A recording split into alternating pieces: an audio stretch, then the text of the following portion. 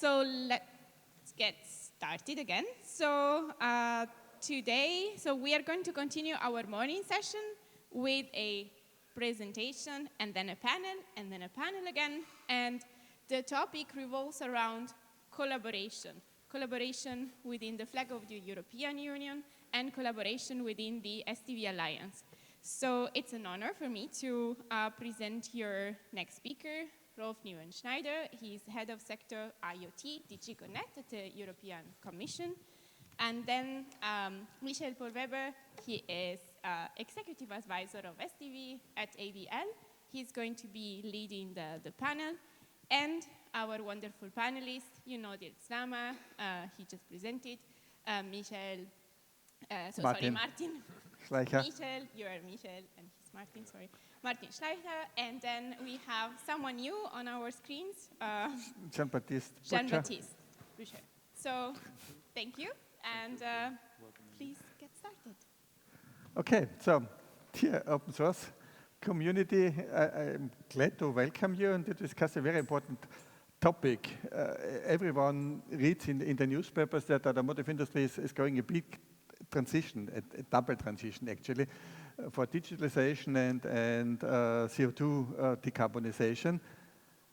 What we would like to discuss is how open source can help to master this transition successful. And I guess the panel was already introduced, so I can skip that.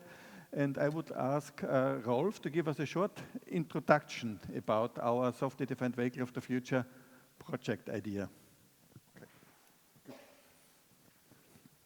Yes, thank you, Michael. Good morning, everyone. I'm happy to be here. I give you a brief snapshot of what are we doing at the European level about software-defined vehicle. As I said, it's a big topic. And we thought, well, there's a need to have a European dimension, to bring it on the top level on the one hand, but also to coordinate a bit the effort of the different European players. So we are in a transition phase towards a new commission. New commissioners are designated, but still don't have a fixed portfolio. And we are guided sort of by the Draghi report. So who of you has heard about the Draghi report? A few of them at least. As you might know that the past, the Commission was driven by the green transition, the Green Deal. So the new notion is that we have to reinforce a competitiveness dimension. So we need sort of a strategy on green and competitive industry in Europe as an opportunity, not as a threat. So that's basically the Draghi report, which identifies innovation gaps in innovation towards China and US in particular, but also, what are possible measures. So it's a guidance document, and we have to see which of the commissioners will take it up. So if you look at the report, at the one hand, you see this sort of change in the market, particularly for automotive. I think automotive is very strong in the Draghi report.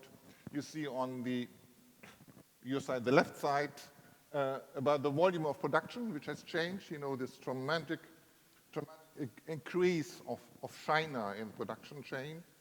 And then on the right side, you see the import of vehicles to Europe. And there you know again on the two bars, which shows many of the European manufacturers produce in China. And there is a significant increase from import for electric vehicles from Chinese markets, from different vendors, also European vendors to Europe. So what to do about it? I think European industry can lose momentum on the one hand, but on the other hand, there's also a chance for collaboration, to put our stakes together, join forces, and prioritize actions which are not differentiating. So we have this industrial dimension to increase competitiveness for Europe, for this industry, but we also have the policy dimension. Policy means, we have different areas which touch the automotive industry. The one is the Data Act, the data strategy. One is the transport, it's the mobility. But electric vehicles are also confronted with the energy dimension. So it's our task, also at the policy side to align the different policies. And many of you have followed the discussion about the tax decision to charge imported vehicles from China on increasing taxes.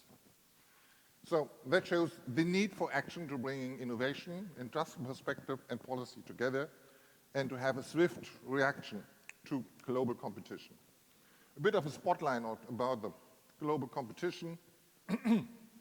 We see competition from US, United States, as usual, where we could characterize that as sort of co-competition. We know they're very strong in the data strategy. We see vendors who put data first, about the robotaxis, for instance, or also electric vehicles. And we have to see how to embrace, how to make the transition from what we call the hardware-based towards the software-based vehicle. Then we have Japan, where we see Japan has started early with an open software strategy, but it was not really pursued. Now they reinforce the strategy towards a chip-dependent, emerging chip strategy for the automotive, to have a very secure supply chain with a collaboration with TSMC as well as the Toyota and chip manufacturers. So they see chip supply as a key competitive advantage.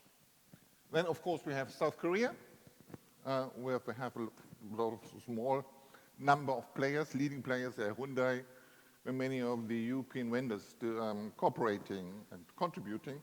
And then you have China, which is a very dynamic market, but on the other side as well, it's a saturated market already. They have a lot of momentum, they have high volumes, and it's a regulated market. So here the shares going up and down, depending on whatever the government will decide on the policy strategy, on the support, financial support for manufacturers. That's one of the reasons why the Commission is considering putting taxes on imports on that one. So in the Chinese markets, we have very few traditional players like Geely, but a lot of newcomers like Li Auto, Xpeng, Xiaomi. We have to see, how long they will stay in the market, how sustainable is the take-up and the upscaling of the volume. So here we have seen there's a need for act, and you see the diagram there, it's a diagram from Gartner looking at the digital-enabled automotive companies. And the ranking you see there, the top ranking, we have the American, is Tesla, but then you have new Chinese startups, and the red ones, the red bars, are European OEMs, which somehow losing the ground momentum in order to design software services.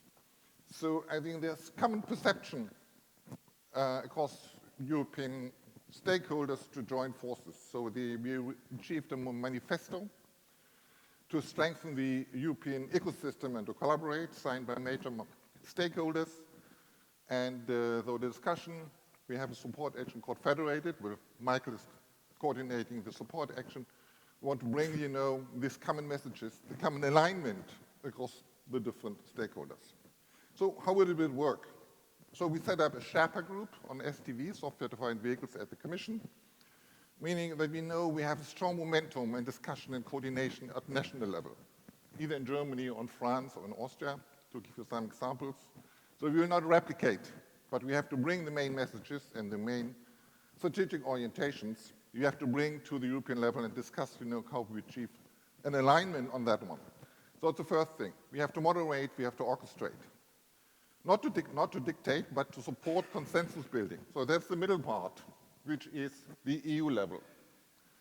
And then in a fraction of time, we provided support for funding. We have European projects, and you will hear about that later, where we provide support for the collaboration on the technical implementation.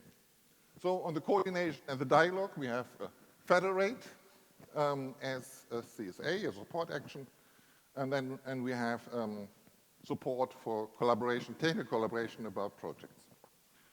And then obviously, we are not alone. There are also international activities like initiatives like Eclipse SDV, SOFI or Covesa, and we have Legacy Road AutoSAR. So we'll have to somehow put that on the same table, and we have that into the picture if you want to have an alignment on the European strategy. So how would that look like, for instance, for an OEM? I think I'll give the example of BMW. Yes, I think OEMs are embracing open source software, developing building blocks, which is fine, good. But somehow, you cannot have mushrooms or building blocks. You need a qualification of them. You need to bring them to sort of a development platform, a testing platform, a playground, a reference hardware or software platform to see the integration of the building blocks to see, the majority of the building blocks, and to make sure, they are interoperable.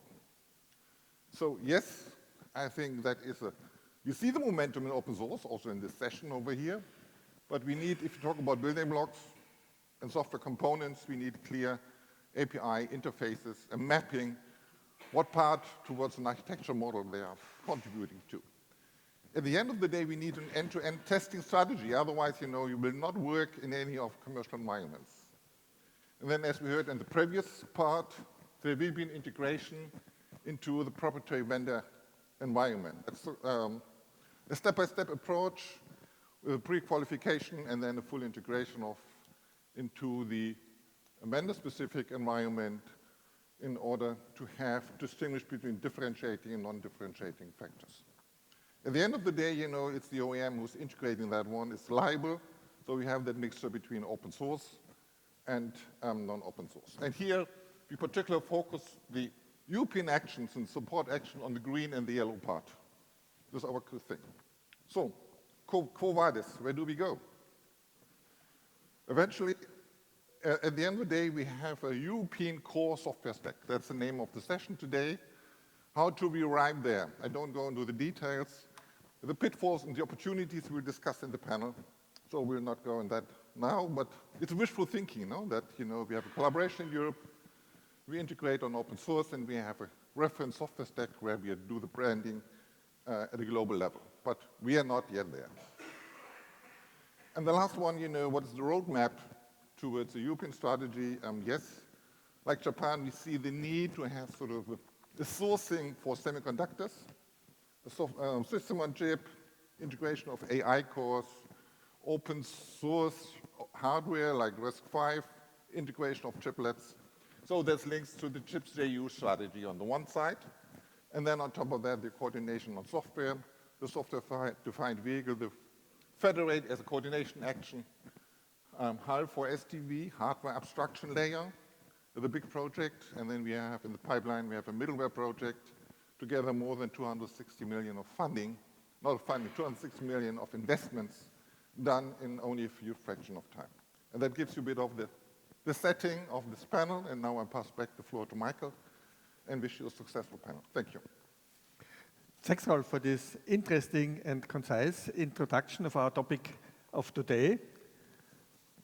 I guess we should go now a little deeper, and let's start with a question on the same question to two of our panelists so that get some kind of different views, one from Germany, one from France. And I would like to start with France, with Jean-Baptiste. Why do you think that European companies should join forces to work together in open source building blocks in these non-differentiating software stack areas? What's the view of the big French automotive tier one company in this respect? Thank you for having me today and in this round, and thanks for the question. So I would be happy to bring you also the view from indeed the French headquartered tier one supplier, but we are a global player, and we are actually serving the Asian, so specifically the Chinese and the Japanese market, and as well the US one. So I would say we have this view of how each region is moving forward today, and so that's actually what we see, and also what brings us to say that we need to build something together. We see that other regions are accelerating on that. So much has been said by Wolf. We are speaking about China most of the time, but if you look at Japan as well, you see that there is really competition coming, and we heard also the expectation, for example, of Japanese OEMs saying that 30% of in 2030 of the SDV developments will be mastered and done by Japanese players. So that's just one example there. And you see also that some other OEMs are moving specifically in the US, where, for example, Tesla today is already putting on the market. So the sound has changed. I hear myself much better than before. And you see as well that this is moving forward. But on the other side around, and this is also what this is also why there is a big also opportunity for us. You see also that the rest of the environment is now moving and ready to serve the needs of the automotive industry. On the hardware side, you see the advancement of the all the system on chip and the evolution of the hardware and capability that we have in Europe, also moving, also supported by some program like IPCI in Europe. And as well, now you see that software is coming as the next capacity that we need to bring together. The thing is that we need to change a little bit the paradigm of how we want to work in Europe, and that's also something you want to touch later on in the session today. But the big challenge is not only the why, because we have been discussing that, but the how, and how we're going to collaborate together, how we're going to share the value and make sure that we're going to work together. So well, those are the key points I wanted to raise. But as I would say, as a global player, it's important to have regional approaches to make sure that, we're moving forward with also the expectation of each market, which are different. Something that you can bring on the market for US market is not true for the European market, and this is the reason why we need as well to accelerate on bringing together our software capabilities. Thanks, Jean-Baptiste. Let's get the view from a German tier one. And Martin, can you elaborate what you have on the view, on your mind? A lot of same arguments why we collaborate. I mean, the software-defined vehicle is not a technology as such. Software-defined vehicle means how can we provide continuous value to the end customer, the drivers and the passengers, by delivering great software and by keeping the software up to date. And that's covering all aspects of the car, and inside the car and outside the car, like cloud, tool chains, etc. And no single company, no large OEM, no large supplier can do it alone. We can only do it together. And that's why we need to drive this out of Europe also to continue to have technology leadership and stay competitive on the global market. So that's why the companies are meeting together, especially on the non-differentiating parts that we can share across the industry. And by no means, as you said, we have global products. So it's by no means intended that we close the market, but we want to drive the technology out of Europe. So of course we are open, we will provide global products, and we're also open to non-European companies also to contribute and use that SDV stack that we jointly create. Thanks, Martin, for this view from the German side. I would like to dig a little deeper and take up what Rolf said. So we are at the starting point, and we have to prove that it's working. And I would like to ask Dirk, how can the open source community contribute to this endeavor? How can it bring in this global view, as we have seen in the talks before from Eclipse? We are in US, we are everywhere in that. And how can then this European-driven initiative from the European Commission can contribute to that? What's your view from the Bosch side? Well, I think at the end of today it comes down to 3 points. It's about cost, speed, and differentiation. Right? So I would say, if you're Stephen King and you want to write the best book of 2025, do you need to own a word processor company to do that? I would argue no.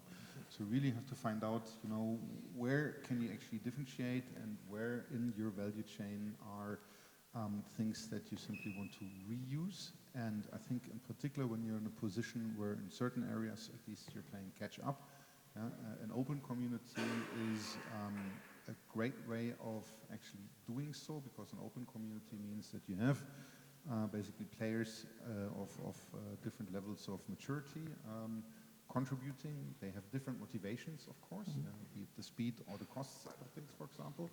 And I think that's what an open community is bringing to the table here. So this is really important, I think, and in particular from the situation that we're in Europe at the moment.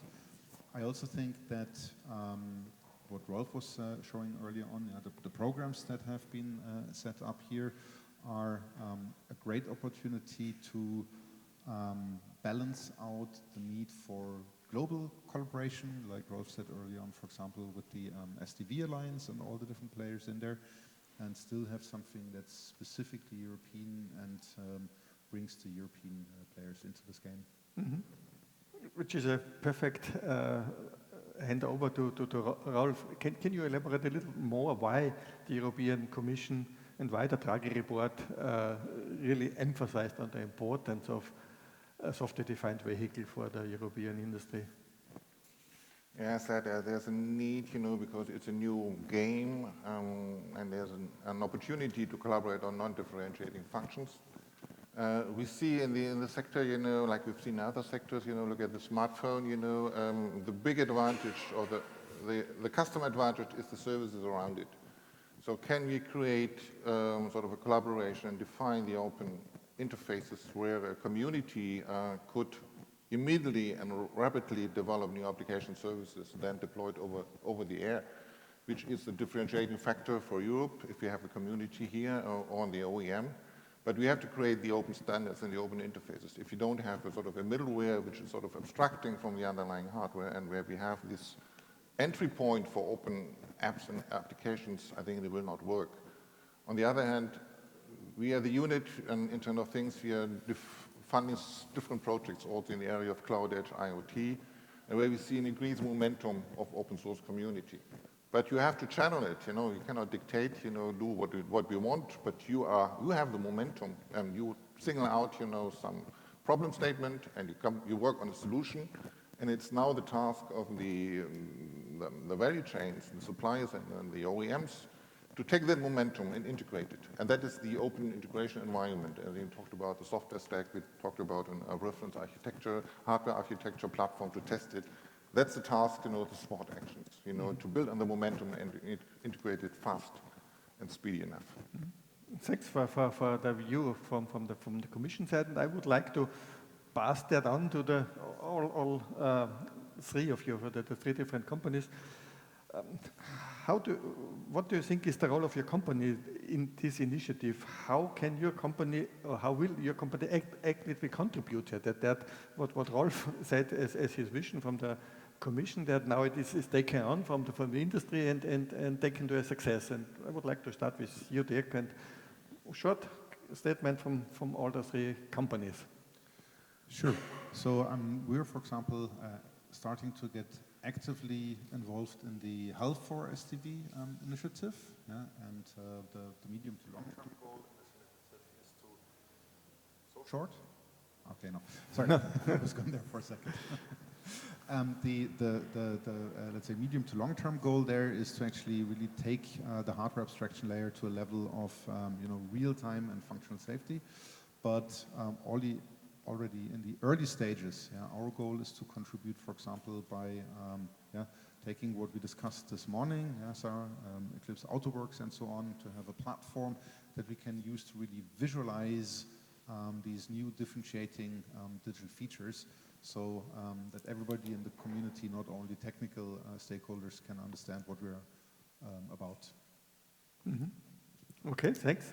Martin, can you give your view? Yeah, two parts. One is all of us have already a little bit of experience in the automotive industry, actually a lot, and also learned how to work in the open source environment, for example, in Eclipse, and bringing in that expertise on a more abstract level, but also concrete examples within Health for SDV, and the shift to SDV is, for example, we as Continental provide a tool chain that makes it possible that every company builds their own software and we deliver and share results with everybody else in a collaborative manner. So in order to make this collaboration and sharing of work results possible. Mm-hmm. Jean-Baptiste, how do you think that Valeo can contribute and make this a success? Well, maybe as well two dimensions for us, because also when I look to the discussion that we have now and the faces of the people in the room, I think there is one thing that we didn't mention, which is the federate and what is called in the European terms the coordination and support action, because at the end of the day we are also touching that important dimension of the touch point between the Commission that wants to actually foster competitiveness, support the industry. But at the end of the day, the Commission is not the industry, and we are the industry, and we need to understand, are we going to create value from that? And value is not coming from public money, value is coming from our capacity to indeed create that non-differentiating with software, and then behind the community that contributes to that, and to make sure that there is a business model for that. So that's also what you presented in the slide with that container now strategy, and how the industry is then contributing to that. So I just want to reinforce also in that collective work that we have the importance of that first project, the federal one, and the fact that we continue to, I would say, upgrade collectively the vision that we have, and how indeed from something that was a strategy 2 years ago, where we built actually the different codes that were coming behind from the hardware abstraction layer, then making the different steps, how this is enriched then over time, and how also then we bring and we enlarge actually the community of users, which is something that we are going to contribute to. And so I think much has been said on the would say the technical part, but I think it's good to also come back on that first side, because I mean, at the end of the day, we need to create value from the industry also behind the fact that we are incentivized for what we do. Thanks. It gives us some kind of reassurance that the industry is behind it, and I guess we have seen it in Rolf's slide that really the large companies, really important companies in the automotive industry got together and said we would like to work together and bring in our resources, our let's say thinking, our thoughts and so on to get it to a success. Therefore, I would like to dig a little bit deeper.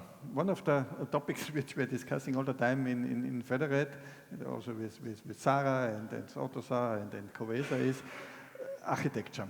And that's one of my pet topics, that we are somehow in let's say, between two different poles. On the one hand, there are individual architectures at every company, and every company cannot change immediately from one architecture to another architecture. You have to earn money every year, and so it's a gradual change all the time. On the other hand, what we have seen in the talks before, these Eclipse projects, there are some kind of, that there's a need of an architecture that the different components work together, because if nobody is trying it out and then designing it in a way that it fits together, it won't work either. So I would like to understand how we get, how we should operate in these really competing different approaches. And I would like to start with Martin, because with Martin we have a lot of discussions on that topic. How can we ensure that open source building blocks for such a software-defined vehicle core stack will work seamlessly together end to end? Do we need a reference architecture? How many reference architectures do we need? If we need someone, what should they do, and what should they not do? It's a good question. I mean, talking about architecture, we look at these buildings like here, and also transfer it to software architecture or system architecture. Well, one thing is, at the end of the day, cars are tangible products, where we need to create something tangible. And I would like then to answer this on two levels. One, how can we create something tangible? The mantra or paradigm of Eclipse is code first. So let's build something. Yeah? And what do we need to come up to tangible results, to code that can be compiled and run in a car? So my proposal is here to start with clear use cases that show the collaboration of the industry, that we can jointly create something. I'd rather like not to think about an overall generic architecture, but start with concrete use cases, define the building blocks, and then define the interfaces. One of the key things that the automotive industry in software has to apply better than in the past is that the IT and the PC industry is doing for decades, have well-defined, well-managed interfaces so that you can build on top something, and if the underlying part is not good enough, you can replace it. And the development can be decoupled. So we need to align on those interfaces, and then, like Lego bricks, can build new solutions out of existing building blocks. Yeah? This is my take on architecture, and that gives enough flexibility to everybody to build something different out of existing and well-proven Lego blocks from the architecture. The other thing is, what was also shown on Rolf's slide, is have this business model. So we can build a lot of nice things. If there is no business model and no incentive to create products out of that behind, then it's also of little use and more like a hobby exercise. So architecture goes in hand with having a concept or a process for creating business out of that behind. Hope that answers your question. If not, I can talk for much longer. Maybe I pass it also to Dirk. Sure, thanks. I think this is great. I would just like to add one thing. I think in automotive specifically, we need to deal with these complex distributed system architectures, and the traditional software way of only thinking in, let's say, APIs might not be sufficient to address this. I think we need to somehow also identify patterns, for example, for different EE architectures, and identify how these different patterns are playing together then with the different interface tiers. And this is, I think, where, for example, the work done with Eclipse Blueprints could be really helpful to combine, let's say, EE distributed system hardware patterns with tiered API layers. Maybe, Sarah, you can say a word about that also. I would like to chime in. Yeah, and thanks a lot for mentioning the blueprint effort. Yeah, great. So for those of you who are not familiar with that yet, so we recognize the importance of the architecture. I don't want to say that ours is the architecture, but it's definitely one option. So if you're interested in checking out how the building blocks work together, we have a number of approaches. So the first one is indeed the Eclipse Blueprint. So those are very clear use cases. So if you want something that works out of the box, check out the SDV Blueprint.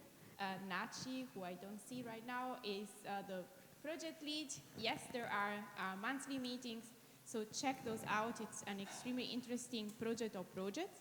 Second point is we have, on the API topic, we have a new project which is called API Framework.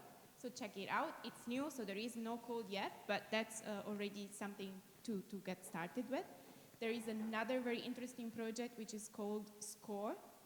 And I don't remember what it stands for exactly, but it's a secure reference architecture. So make sure you check that out, SCORE as well.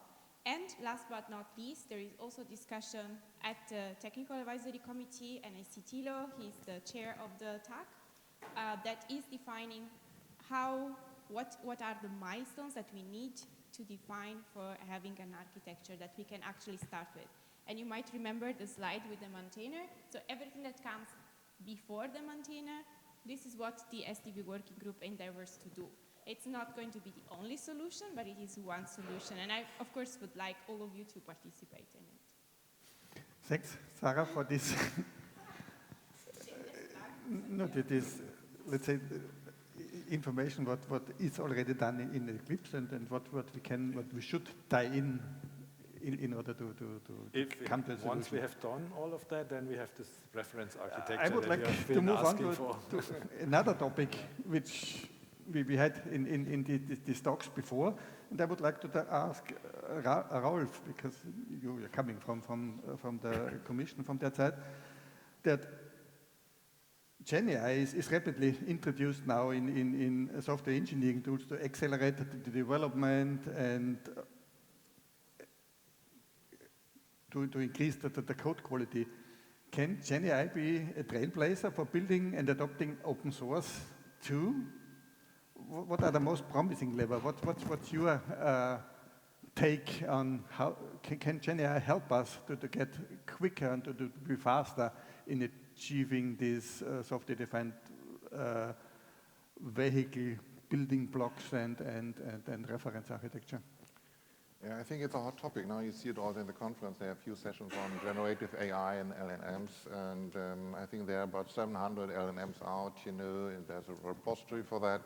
But how to best use it? And we see it already, it's happening very quickly, adoption in the industry.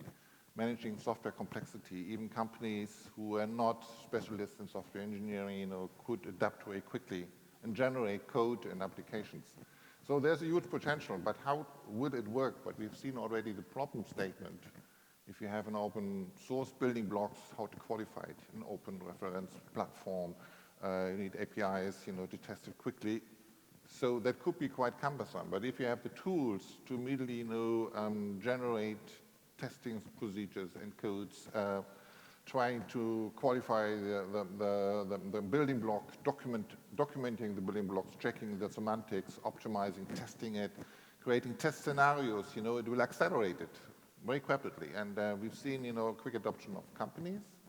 What is the opportunity actually is for open source is, you could generate quickly, applications around an open source component or testing, which could be done in a hackathon. So I would see, maybe that's my personal opinion, that it will generate a huge dynamics for hackathons because you use the tools on the spot, you show, how people, have less domain knowledge could immediately jump on it, and it will qualify your open source components on the one hand and create a community momentum on the other hand. So I'm quite optimistic about the capabilities of this new technology. Thanks, Rolf, for these insights, and I guess that gives a lot of new opportunities also to Eclipse and Eclipse cons and hackathons and so on. Just one word, Michael. Yep. We will have the Eclipse Hackathon next week, I believe. No? When is it? November 2022. Okay. And on this hackathon, for example, we will have Gen AI. Excellent, here it is. Sorry. But on this hackathon, we will have a Gen AI challenge based on the Eclipse AutoWorks. Just wanted to mention that. Thanks, that fits quite well. And I guess we are coming to the end of our session. What I would like to have is a short question to all of you in a sequence. What do you think, what are the success factors to build this open source software-defined vehicle software ecosystem in the European Union?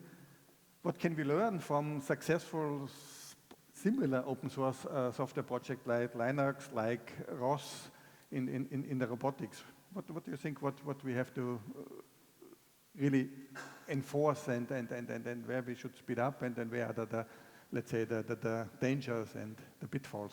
Maybe we start with you, Dirk. At the end of the day, what we have to do here is create something that's really cool and sexy that people want to use, that's fun to use, and that's creating value, right?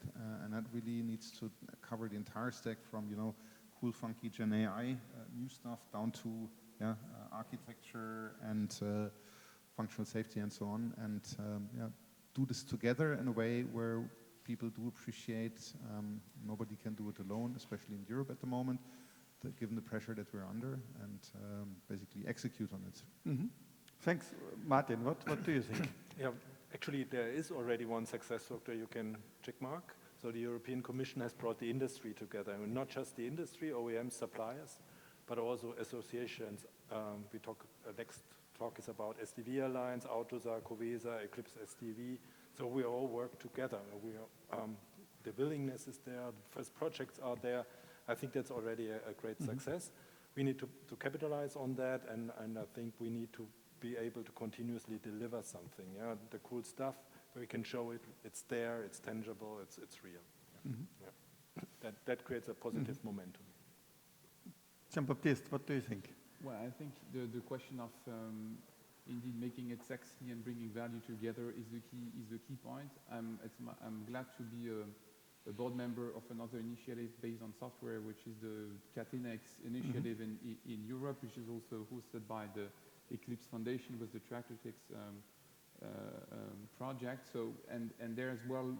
So we have different use cases in that initiative that we address. Bosch as well a member of that, and Conti part of the ecosystem as well.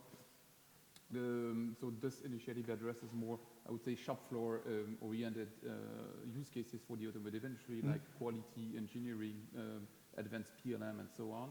And there as well, the question is how to make sure that we have a software industry that serves the need of the automotive industry, proposing the software application to answer to those use cases, and how we are able to make part of the development together in open source, so the non-differentiating part, and which is then reused actually by the software industry, which is, and there it's a little bit more complex than in the SDV topic, which are not the traditional automotive players. So the expectation is to have the usual suspects and the others, like the Siemens, the SAP, and the others, making the software available based on that shared open source work that we do together. And currently we are making 4 releases a year. We have a community of 200 active contributors.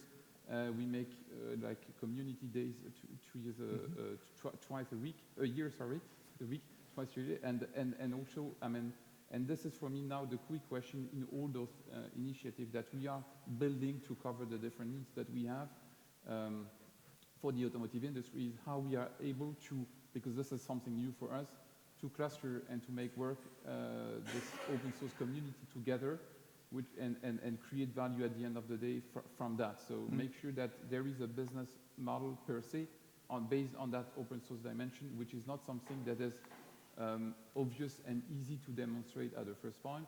And there is a need to make that work and to find a way not just being incentivized at the end of the day, but even if we are super grateful to the Commission for the huge work they've been doing together, but this is only going to fly on the long term if indeed we are trying to be able to get business models on those different open source initiatives that we're pushing. So that was my Okay, thanks. that's my point of view. It gives us a lot of future topics for discussions.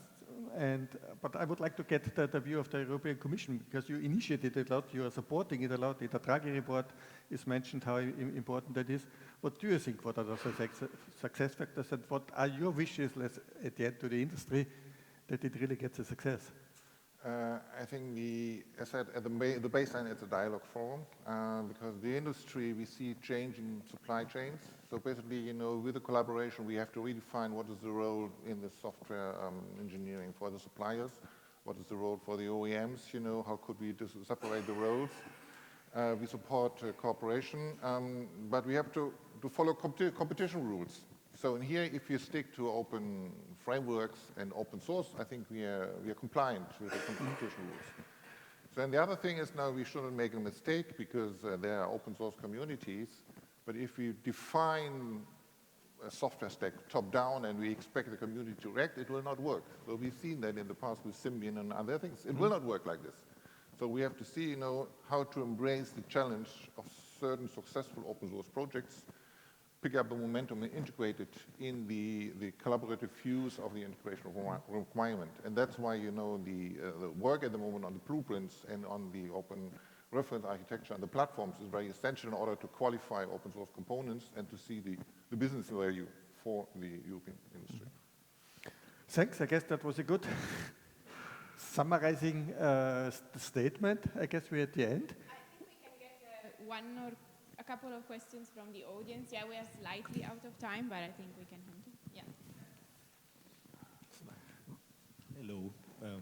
I think you forget one panelist here. I think someone who represents somehow the open source community and is really an actual maintainer of an open source project, like me, for instance. Here the thing is, I think one important point you forgot here is innovation. Meaning, for instance, I'm a part of, let's say, Eclipse ISORIX, which is also part of Eclipse SDV somehow. And here the thing is, our core, let's say, use case is automotive.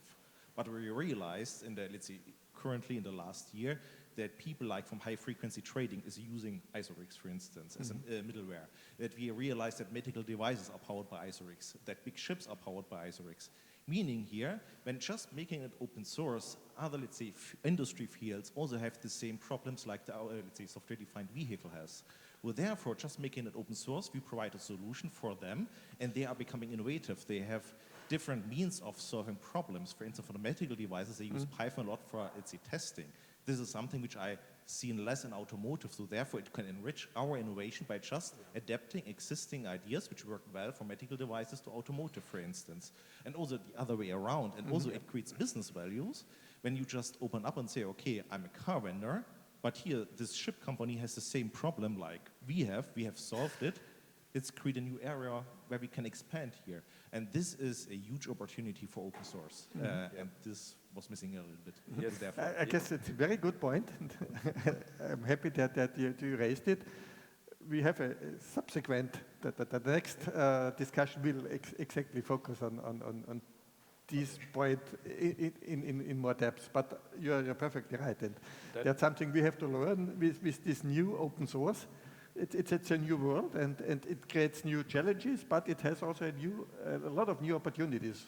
Yeah, just to come back, Rolf showed it on the slide. This contributors is exactly what we are looking for. Yeah, to have contributions, innovative ideas coming from the outside. The automotive industry cannot specify or foresee any cool new ideas, whatever it's coming from, be it technology or new customer use cases. Thanks a lot for your comment. So, I don't know how much time we have. If we have another time for another question. Do we have another question? Because otherwise, I would have one quick question. So to Rolf. So how does the EU Commission see success of this initiative? So what would be your definition of success out of Federate and Halfor SDV in general? I think we have a direct ambition, to bring the urgency on the political level. So ideally, that we have a political discussion at the highest level, and that we see, that goes to the bottom of my heart, that if we do a new regulation policy, that they're aligned across the different DGs and the different areas, but also, that is compliant with the implementation, not to make sort of something which is difficult to implement. So we need to join forces at that side, and that's for me, it's the work in the back office, where we, as a unit, work with technical solutions, stakeholder dialogue, at the same time look at what is the impact of the regulations, and to identify the gaps and the mismatches. So that's one of the core works, which is even beyond our normal time schedules. Okay, so thank you very much. Thank you, Michael. Thanks to all the panelists. And round of applause.